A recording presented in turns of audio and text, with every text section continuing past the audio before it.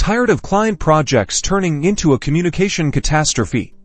Let's transform the chaos into clarity by mastering Basecamp for client collaboration in just a minute and a half.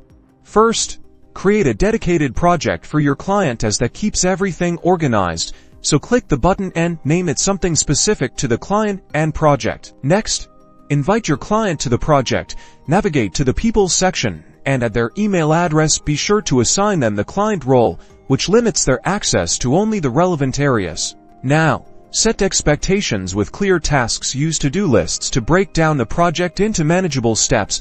Assign each task to the responsible team member, and set realistic deadlines. This keeps everyone on track and accountable. Facilitate seamless communication using the message board. Encourage your client to ask questions and provide feedback here. Respond promptly and professionally to build trust.